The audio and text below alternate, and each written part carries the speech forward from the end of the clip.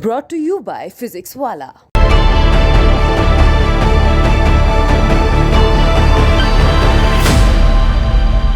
नमस्कार, आप देख रहे हैं बिहार तक। हम बात करेंगे कवि और साहित्य के क्षेत्र में। तो आपने पटना की ग्रेजुएट चाय वाली के बारे में ज़रूर सुने होंगे। हालांकि वो भी पूर्णिया से ही, इसी कोसी सीमांचल की धरती पूर्णिया जिला से ही बिलोंग करती है। लेकिन आपको हम आज मिलाने जा रहे हैं ग्रेजुएट चाय वाले से।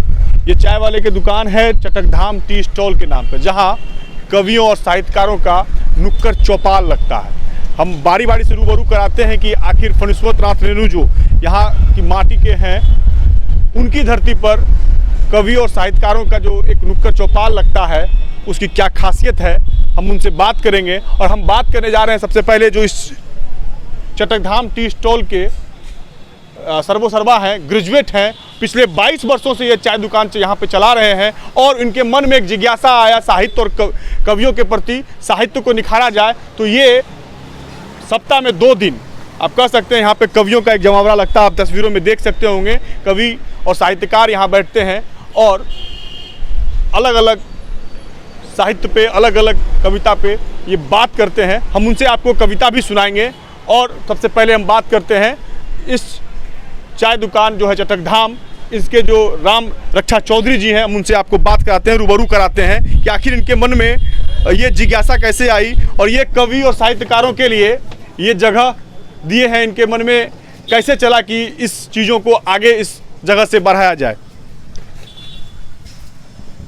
राम रक्षा जी, कितने दिनों से चला रहे हैं आप यहाँ पे? सर, हम तो दुकान लगभग खोले 22 साल हो गया, चाय की दुकान किए हुए। ये लोग जो आ रहे हैं, चाचा लोग आ रहे हैं, आज लगभग 5-6 साल से यहाँ पर गोष्ठी लगती है। हमें जो है कुछ आदमी से बातचीत करते करते यहाँ पे ये लोग पहुँचे। इन लोग से हम दिलचस्पी लगा कि नहीं, यहाँ पे जुटते लोग, कुछ लोग आते थे, हमको बहुत आनंद होता है। अपना व्यवस्था हम करने लगे, बैठाने लगे, साहित्यकार लोग आने लगे, सभी कोई लोग धीरे धीरे पहुँचते अब जमघट लगने लगा। साहित्य के प्रति आपकी रुचि है? जी, बहुत रुचि है। आप मतलब पढ़ते लिखे हैं भी? हाँ, हम 86 में ग्रेजुएशन किए हैं। 86 में? जी, सूर्यनारायण सिंह महाविद्यालय रामबाग कॉलेज से हम स्नातक किए हैं। अच्छा, जब ये लोग आते हैं तो आपके दुकान में भीड़ रहती होगी, तो आपको बाधा नहीं होती है? जी नहीं, हमको और खुशी लगता है कि हम और 10 कुर्सी लाकर लगा दें ताकि 10 आदमी और बैठ जाए। हमको बहुत आनंद होता है। ये तो पूर्णिया साहित्यकारों की धरती रही है। फणीश्वर नाथ रेणु रहे हैं, बहादुरी साहब रहे हैं, मैंने यहाँ तो साहित्य अभी वर्तमान में जायसवाल जी हैं। तो ये तो भूमि जो है, यहाँ की मिट्टी ही ऐसी है कि यहाँ साहित्यकार पैदा होते रहे हैं। तो हम लोग चौपाल नाम से, ये चटकधाम नाम से एक साहित्यिक चौपाल हम लोग यहाँ पर बैठते हैं। अच्छा, चटकधाम का मतलब क्या होता है? देखिए, चटकधाम का मतलब तो बहुत कुछ होता है।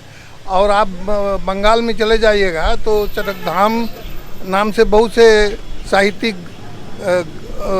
लोग जहाँ पर बैठते हैं, गप वगैरह करते हैं, साहित्यिक गप, कि नए जो साहित्यकार हैं, नवोदित जो साहित्यकार हैं, नए जो लिखने वाले हैं, उनको प्रोत्साहित किया जाए, उनको और बढ़ाया जाए और पाठकों को भी तैयार किया जाए। यही सब चर्चा होती है। साहित्य में जो आजकल लगता नहीं है कि कहीं से मतलब कि आज गुम होता जा रहा है, तो उस जगह आप लोग इस तरह का जो नुक्कड़ चौपाल लगाते हैं तो लगता है कि जीवंत हो रहा है। देखिए, आज के युग में जहाँ इलेक्ट्रॉनिक मीडिया का इतना प्रसार हो गया है, तो किताब पढ़ने की अभिरुचि लोगों में बहुत कम होती जा रही है। अब तो हर चीज़ मोबाइल में मिल जाता है, लोग पढ़ते हैं।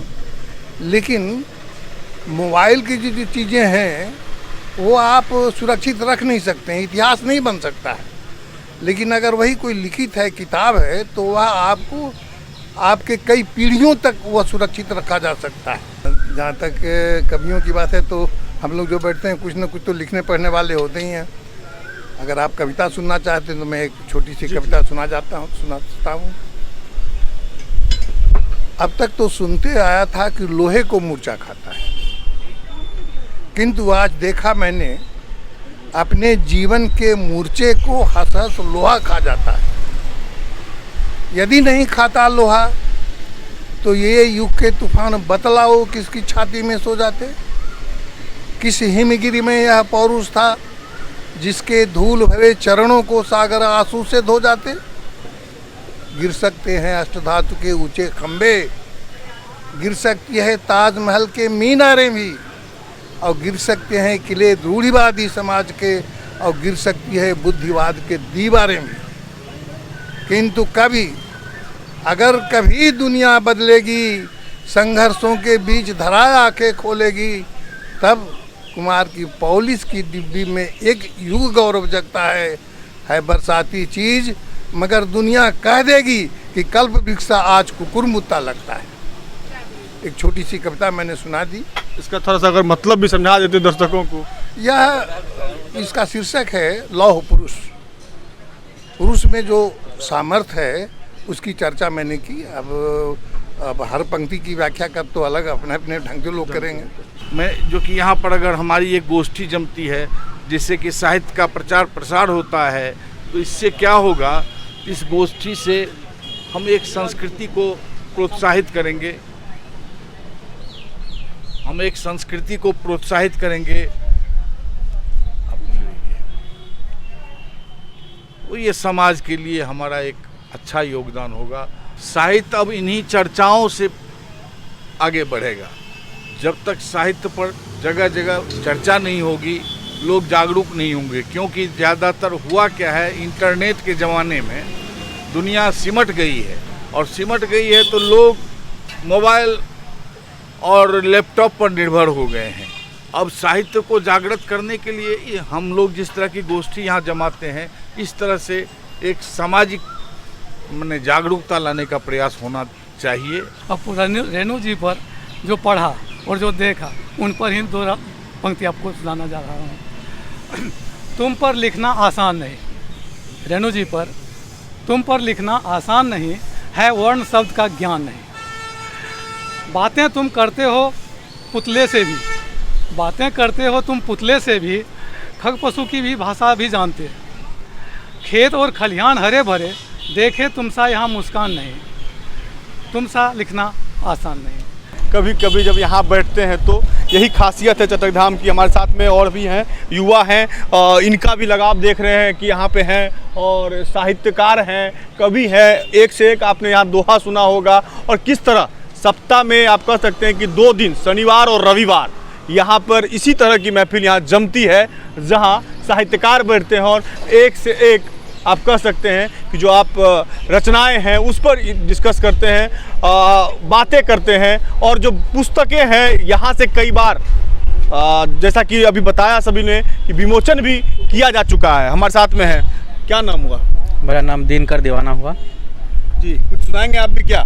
जी जरूर, बताइए, सुनाइए। मैं एक दर्शक सुनने के लिए हैं। जी जरूर, मैं एक विरह गीत सुनाने जा रहा हूँ।